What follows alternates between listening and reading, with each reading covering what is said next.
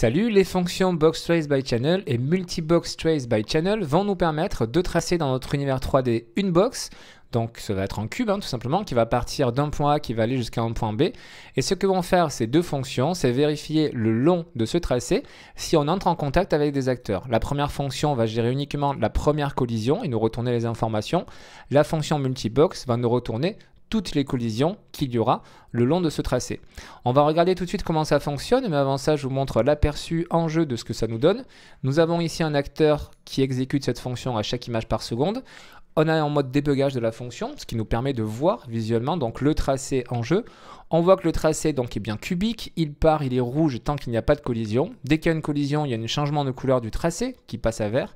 On a le petit carré rouge ici qui nous indique le point d'impact. Et après, on voit que notre tracé va jusqu'au bout, jusque là où on lui a demandé, sans pour autant prendre en compte les autres collisions. Vous voyez que cet acteur, il est complètement ignoré. Ça, c'est le cas de notre fonction boxTraceByChannel qui nous retourne que le premier acteur. Si j'exécutais ma deuxième fonction multibox, on aura, et on va le voir tout à l'heure, tous les acteurs qui seront pris en compte en termes de collision. Très important aussi, cette fonction, ces deux fonctions, on voit qu'elles se basent pour les collisions sur les canaux, c'est-à-dire ici on voit le by-channel.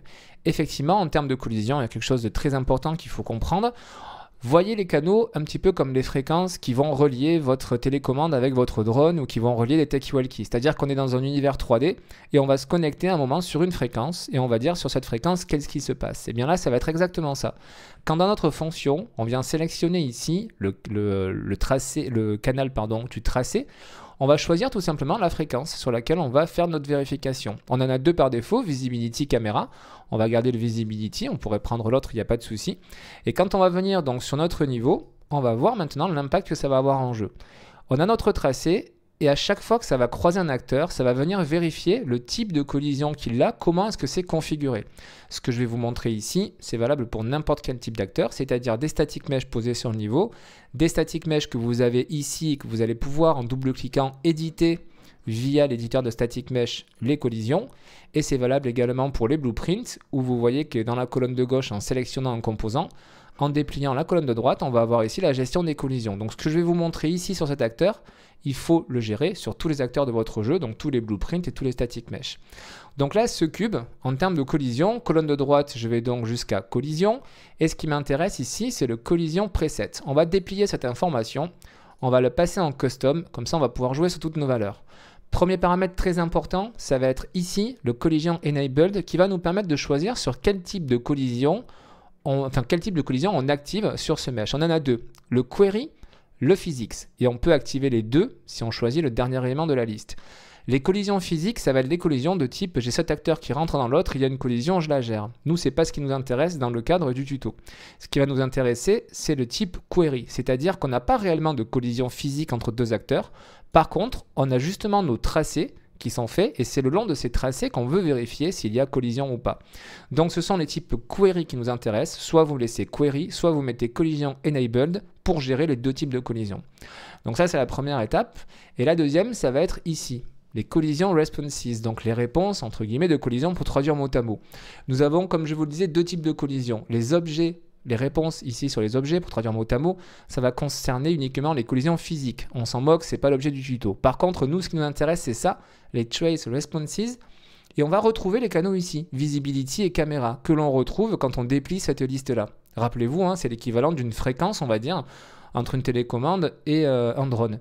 Et bien là, actuellement, notre fonction, on l'exécute sur le canal visibility. Donc, on va prendre ce cube et on va venir paramétrer ce qu'on souhaite. Sur le canal visibility, on peut ignorer, et à ce moment-là, vous voyez que quand j'ai mis ignore, ben en fait, notre fonction ici, elle trace, elle passe par-dessus, elle ignore totalement le premier cube, elle vient faire sa collision uniquement sur le deuxième, parce que lui, même s'il y a collision visuelle, entre guillemets, entre les deux, il dit, moi, le canal visibility, j'en ai rien à faire, donc du coup, je laisse passer. Même chose pour overlap, on voit que ça ne le gère pas, la collision, elle passe derrière. Si je fais la même chose sur mon cube vert, je viens sur le canal visibility, j'overlap ou j'ignore, et on voit que du coup, mon tracé est rouge de A à Z. Donc, on a bien exécuté notre fonction. Mais notre fonction nous dit, sur ma fréquence visibilité, je n'ai vu aucun acteur, donc jusqu'au bout, je suis rouge et je vais retourner aucune valeur. Donc c'est très important de bien comprendre ceci. Le paramétrage des collisions sur chacun de vos objets va avoir un impact sur l'utilisation ici de ces fonctions-là. Maintenant que nous avons vu ça et qu'on verra la subtilité tout à l'heure avec la version multibox pour gérer plusieurs acteurs, on va s'intéresser aux inputs de nos fonctions. Ils sont exactement les mêmes dans les deux versions des fonctions, donc je vais un petit peu isoler celle-ci et on va s'attarder donc sur chacun des inputs. Rapidement, le start, ça va être le location, donc le point de départ de notre tracé dans l'univers 3D et la position de fin de notre tracé. Le half size va correspondre à la taille de notre box que l'on va dessiner. Alors attention, c'est la moitié de la taille pour répondre mot à mot. Effectivement, ça va être la taille, mais par rapport au centre du cube en question, de la box que nous allons faire. Vous allez voir dans quelques instants. L'orientation va nous permettre d'orienter cette box, c'est-à-dire on crée une box, mais en plus on va pouvoir lui donner une orientation pour avoir peut-être plus de précision en jeu par rapport aux collisions qu'il y a devant nous. Admettons que l'on tire une balle carrée, je sais ça peut paraître un petit peu fou, eh bien si on est penchée, ça va être intéressant que cette balle carrée soit penchée aussi et qu'au millimètre près, elle ne touche pas un acteur parce que justement, on tient compte de l'orientation de la balle. On verra ça. Le trace channel ici, comme je vous le disais, ça va être la fréquence sur laquelle on va faire notre vérification. Nous avons deux canaux, visibilité, caméra. On reste sur la visibilité pour l'instant. Le trace complexe, je vous ferai un tuto dédié à ça. Ça nous permet de retourner plus d'infos. Mais ça ne fonctionne pas sur tous les types de mèches, notamment les skeletal. Et en plus de ça, c'est gourmand en termes de ressources CPU, mais je vous ferai un tuto dédié. Actors to ignore va nous permettre d'ignorer des acteurs. C'est-à-dire que si je veux que ce cube bleu ne soit pas pris en compte, soit je viens gérer ici sa visibilité au niveau de la collision, comme on a vu, soit je vais tout simplement pouvoir dire ce cube, je vais venir le renseigner ici, dans ce paramètre actors to ignore, avec une fonction make array, puisqu'on voit qu'il y a plein de petits carrés qui nous indiquent que c'est une valeur de type tableau, et on va pouvoir alimenter ici un tableau et à chaque fois venir renseigner le ou les acteurs que l'on souhaite ne pas prendre en compte tout simplement le long du tracé. Et après nous avons des fonctions de débugage qui nous permettent, si on met sur OneFrame, For Duration ou Persistent, eh bien d'afficher le débugage, c'est-à-dire quand on est en jeu d'afficher le tracé, donc rouge et vert là, le temps d'une image, le temps imparti que vous mettez dans votre paramètre ici JawTime quand vous le mettez sur For Duration ou tout simplement vitam aeternam quand vous mettez sur Persistent, ceci donc pour vos débugages. Comme je vous le disais, tous ces inputs, on retrouve exactement les mêmes dans la fonction multibox, la fonction est exactement la même. On peut passer directement à l'exemple. Voici ce que j'ai fait. Donc à chaque frame, chaque image par seconde dans mon cube, j'exécute ma fonction de boxTraceByChannel. Au niveau des inputs, le point de début de mon tracé, j'ai utilisé le getActorLocation, ce qui me permet de prendre comme position de départ la position de mon cube dans l'univers 3D, et plus précisément, c'est le pivot qui est pris comme point donc, de départ. Le point de fin, je prends sa position initiale à laquelle j'additionne une distance de 1000 cm ici, et cette distance de 1000 cm, je la fais dans le sens dans lequel regarde mon acteur, dans lequel il est orienté, via le getActorForwardVector. Ces fonctions-là, vous pouvez les étudier sur ma chaîne, il y a déjà les tutos qui sont disponibles. Et donc, je viens renseigner mon point de fin ici. Et après, nous avons ces valeurs qui sont super intéressantes. Donc, le half size. On va donc pouvoir définir ici la taille de notre cube. Toujours pareil, ce sont des dimensions sur les trois axes à partir du centre du cube. Je viens de mettre 25 manuellement et vous voyez que maintenant, quand j'exécute ma fonction, on n'a pas la taille du cube initial, de mon acteur initial, on a un cube plus petit. Et il faut bien comprendre d'ailleurs que dans le cadre du tuto, mes acteurs sont des cubes, mais ici ça pourrait être une sphère, ça pourrait être un personnage, ça reviendrait exactement au même, c'est-à-dire que le tracé qui partirait ici ferait exactement la même dimension. Je lui ai donné manuellement une taille de 25 cm, donc par rapport à son centre sur les trois axes. Je reviens ici, moi ce que j'ai fait, je m'étendrai davantage sur le tuto dédié sur cette fonction, mais je récupère ici donc le cube en question. J'ai qu'un seul component dans mon blueprint qui est le cube. Et avec la fonction getComponentBounds, je récupère ici l'information justement qui m'intéresse avec l'output box extend que je mets directement là. Donc ceci me permet directement de récupérer la taille ici de mon cube. Ceci fonctionne bien parce que j'ai un cube et que je suis en train de travailler sur les cubes aussi avec les box. Maintenant que j'ai fait ça, on va s'attaquer à l'orientation. Effectivement, on peut donner une orientation à notre cube, c'est-à-dire à notre tracé. Et moi, volontairement, via la fonction getWorldRotation, j'ai récupéré ma rotation justement de mon cube dans l'univers 3D. et je viens renseigner cette valeur dans l'orientation. Automatiquement, ça veut dire que mon cube va prendre l'orientation de mon acteur initial. Quand je dis le cube, c'est la box de ma fonction boxTraceByChannel. Vous voyez que maintenant, si je tourne mon objet, on va avoir automatiquement ma box qui prend l'orientation, mon tracé qui prend l'orientation du cube initial. Automatiquement, comme ça, je vais suivre ce que fait mon acteur de base. Donc, on va avoir une précision. On pourrait très bien, si on le souhaitait, rentrer d'autres valeurs. Moi, volontairement, je récupère les infos de mon cube, mais on pourrait très bien laisser libre et venir renseigner des informations manuellement ou faire autre chose en termes de script pour coller à ce que vous souhaitez. Ensuite, je suis resté sur le canal Visibility et puis j'ai laissé les valeurs par défaut pour tout le reste. Qu'est-ce que ça me retourne? Eh bien, forcément, c'est ce qui est intéressant avec cette fonction, c'est que si le long de cette box, on croise un acteur, alors à ce moment-là, ça va nous retourner des informations. Les infos, elles sont là. Du coup, on a deux outputs. On a le return value qui nous retourne vrai ou faux, c'est un booléen.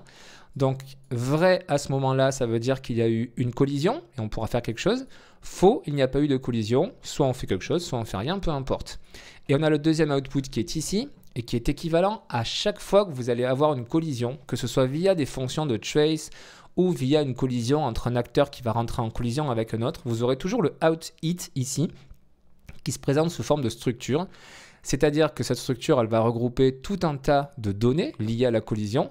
Et pour y accéder, le plus simple est de faire ceci et de venir chercher notre node breakItResult. Vous cliquez dessus, vous dépliez, et là, vous allez retrouver toutes les informations qui sont liées à notre collision. On va pouvoir retrouver tout un tas d'infos, je les passe rapidement, savoir si oui ou non il y a eu collision, savoir la distance qu'il y a entre le début de notre tracé et l'endroit où il y a eu l'impact. Nous avons ensuite le location et impact point qui vont retourner la même valeur dans le cadre d'une fonction comme ça de trace, qui va être la position dans l'univers 3D, donc sur nos trois axes du lieu d'impact. Même chose pour la normale et l'impact normal, ça va nous retourner la normale de l'endroit où il y a eu l'impact. Le physical material qui va nous retourner, s'il y en a un sur l'acteur que nous avons touché, son matériau physique qui va nous permettre de pouvoir faire des choses, jouer des sons spécifiques, etc. en fonction donc de ce matériel physical. On a ensuite le hit actor qui va nous retourner l'acteur en question que notre box a touché. C'est ce que je vais utiliser justement ici pour le retourner dans mon interface utilisateur. Hop là. Nous avons ensuite donc d'autres paramètres, le component, est-ce qu'on a touché par exemple le bouclier précisément d'un acteur, est-ce qu'on a touché son bras ou sa jambe avec le bone, etc. Donc ces informations, on va pouvoir les récupérer et les traiter dans notre script. Ça va nous permettre par exemple de dire ok, je viens de croiser, je viens d'interférer avec un mur, à ce moment-là je laisse un décal sur le mur d'une balle par exemple que l'on vient de tirer. À ce moment-là on va utiliser cet acteur, on va utiliser l'impact point pour savoir exactement dans l'univers 3D où est-ce qu'on va mettre ce décal. Ça peut être utilisé pour plein de choses. Ça, je vous le montre dans mes formations et je vous le montrerai dans d'autres tutos un petit peu plus larges que des présentations de fonctions. Donc voilà comment est-ce qu'on va pouvoir utiliser tout ceci et en jeu, comme on peut le voir maintenant. J'ai en bas à gauche le cube bleu qui apparaît parce qu'il y a collision avec lui. Si je le déplace, on a bien le cube vert. Et si je déplace le cube vert, on n'a rien qui apparaît puisqu'on n'entre pas en collision avec des acteurs. Donc vous voyez, on va très simplement, grâce à cette fonction, savoir sur quel objet donc on travaille. Maintenant qu'on a vu la première fonction, qui est le boxTraceByChannel, on va travailler sur la deuxième. Vous allez voir, ça va être rapide, et puisque toute la première partie de notre fonction est exactement la même, c'est-à-dire que je renseigne toutes mes valeurs, donc je fais exactement la même chose, mais cette fois-ci, on va avoir la petite différence au niveau des collisions. Je vous montre tout de suite. À ce stade, si je lance mon script, je vais juste débugger en mettant ici le OneFrame sur ma fonction, sinon on ne verra pas ce que ça nous donne, voilà. Donc à ce stade, qu'est-ce qu'on voit? On est dans le même cas que tout à l'heure, c'est-à-dire qu'on a une collision avec un acteur et ça bloque, c'est-à-dire que notre tracé ici, il devient vert et on voit que les acteurs derrière sont ignorés. Or, ma fonction cette fois-ci, c'est le multibox, donc moi je veux retourner plusieurs acteurs. Tout ceci vient du paramétrage de la collision, tout simplement. Je vais resélectionner mon acteur. Tout à l'heure, je vous disais qu'il fallait être sur le canal en question, donc Visibility pour nous, il fallait mettre ce paramètre à bloc pour pouvoir bloquer. Et bien, quand on est sur une fonction qui nous retourne plusieurs acteurs, le bloc va vraiment faire son jeu, enfin ce qu'il dit, c'est-à-dire qu'il va bloquer ce flux. Il faut être en overlap pour prendre en compte la collision. Cette fois-ci, la collision est symbolisée par le petit carré vert. Et on voit bien que notre couleur de tracé continue d'être rouge et il va rentrer à nouveau en collision avec ce cube vert. Cette fois-ci, le petit carré est rouge parce que ce cube vert, lui aussi, il est en bloc. Si je le passe en overlap, on a bien la collision qui à nouveau est prise, on voit le petit carré vert, donc nous sommes à 2 collisions actuellement, et on a le tracé qui va jusqu'au bout. Donc très important, il faut que vous compreniez que quand vous utilisez une fonction multi, que ce soit pour les box, pour les lines, pour les sphères, etc., il faut toujours que votre collision soit réglée sur de l'overlap pour laisser passer le flux tout en prenant en compte la collision, sur bloc si vous voulez que ça bloque vraiment cette chose-là, le canal-là, et sur ignore si vous voulez tout simplement que cet acteur ne soit pas pris en compte dans le cadre donc des fonctions de type multi. Voilà comment ça va fonctionner au niveau des collisions. On peut s'amuser à faire plusieurs simulations. Par exemple, j'ai celui-ci, je vais dupliquer quelques éléments, comme ça, ça va nous servir d'exemple. Si je prends, sachant qu'en bas à gauche ici, je retourne les informations concernant le nombre d'acteurs qui sont touchés. Vous voyez, en temps réel, j'ai le 4. Si je prends par exemple mon troisième cube, que je le mets en ignore, ça me retourne plus que la valeur 3. Effectivement, on a une collision ici, ici, et sur le dernier. Celui-ci est ignoré. Si je le mets en overlap, on a bien nos 4 acteurs qui sont retournés. Et si je le mets en bloc, on n'en a plus que 3. Ça prend le premier et le deuxième. Ça prend bien le troisième qui bloque. Et comme son nom l'indique, il bloque. Donc du coup, après, les acteurs suivants ne seront pas pris en compte. Voilà les spécificités par rapport donc, au paramétrage des collisions que vous devez faire. Je reviens et je vais terminer avec ça sur la gestion de ce que nous retourne cette fonction multiboxTraceByChannel. Elle va nous retourner cette fois-ci un tableau. Pourquoi? Eh bien parce que notre première fonction ne retournait qu'un seul acteur. Donc on avait directement accès ici aux informations de collision de cet acteur. Mais cette fonction de multibox nous retournant plusieurs acteurs éventuellement, eh bien ça nous retourne forcément un tableau. Un tableau, on peut l'exploiter de plusieurs façons. Comme vous le voyez là, j'exécute ma petite fonction custom printUI pour afficher quelque chose à l'interface utilisateur. Et ce quelque chose, eh bien je pars de ce tableau ici de collision et j'utilise ma fonction length qui nous permet de retourner la longueur du tableau, c'est-à-dire le nombre d'éléments que nous avons dedans. Si on a une collision, ça va me retourner 1. S'il n'y en a pas, ça me retournera 0. Et s'il y en a 5, ça me retourne 5. Donc c'est grâce à cette information que j'ai affiché dans mon interface utilisateur pardon, la valeur que vous aviez donc en bas à gauche. On peut faire également d'autres types, bien entendu, d'actions dessus. Donc quand on travaille sur un tableau, on peut par exemple utiliser notre macro de forEachLoop qui va nous permettre de boucler sur chacun de ces éléments. C'est-à-dire qu'on va prendre la première collision, on va pouvoir faire plein de choses avec, c'est-à-dire tout ce qui va se trouver derrière ce pin loop body, on va pouvoir l'exécuter. Je vous invite à regarder la vidéo sur le forEachLoop sur ma chaîne. Et comment est-ce qu'on va accéder justement aux informations de chacune des collisions? Eh bien, ça va être ici. Ce que nous retourne le ArrayElement, ça va être justement les informations sur le hit. Et si on vient placer notre break hit result ici, vous voyez qu'on retrouve exactement les mêmes informations que ce que nous avions dans la première fonction ici, si ce n'est que dans cette fonction, on va les avoir pour chacune des collisions que ça va nous retourner. Donc ici, on va pouvoir, par exemple, je vous montre ça tout de suite via un print string, on va afficher le nom de notre acteur via un print string.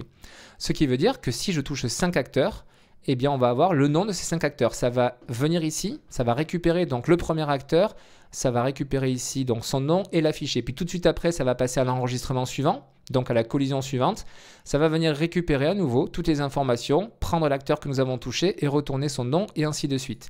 Si je passe en jeu, alors là bien évidemment on est spam parce que je suis positionné sur un event tick, donc on voit que le cube bleu qui est spammé. Mais en fait on aurait donc le nom de tous ces acteurs là. Je vais essayer de vous le faire rapidement, je ne vais pas le mettre sur un event tick, je vais juste le mettre sur le begin play, comme ça ce sera beaucoup plus facile. Voilà, ça va être exécuté qu'une seule fois. Au niveau de mon debug, je vais le mettre en persistant. Et l'autre chose que je vais faire, c'est que du coup, je vais paramétrer ici mes cubes dès le début. Donc je vais mettre 4 cubes. Et celui-ci, je vais le mettre bloquant en termes de visibilité. Par contre, les 3 autres, je vais les mettre en overlap pour qu'ils laissent passer le flux. Donc comme celui-ci est bloquant, eh bien, ça devrait nous retourner le nom de cet acteur, de cet acteur et de cet acteur. C'est parti pour play. En haut à gauche, on a bien cube vert 2. Je vais le relancer. Faut être, bon, je vais augmenter la durée d'affichage de mon print string. Je vais venir ici. Je vais mettre 20 secondes. Comme ça, on aura bien le temps de le voir. Je passe en plein écran avec F11. Tac, et Alt P pour lancer le jeu. Et en haut à gauche, on a bien cube vert, cube bleu et cube bleu 2. Il faut le lire de bas en haut, en fait. Ça a bien touché le cube bleu 2, cube bleu et le cube vert 2, qui est celui-ci. Et le dernier, donc, n'a pas été pris en compte. Du coup, vous l'avez compris, avec cette fonction de multi, on va pouvoir gérer autant d'actions qu'on le souhaite, et ce, pour chacune des collisions. À vous après donc à vous approprier ce code pour pouvoir faire ce que vous souhaitez. C'était donc la présentation de la fonction BoxTrace by Channel et Multi-Box Trace. N'hésitez pas à utiliser l'espace commentaire si vous souhaitez discuter de tout ça.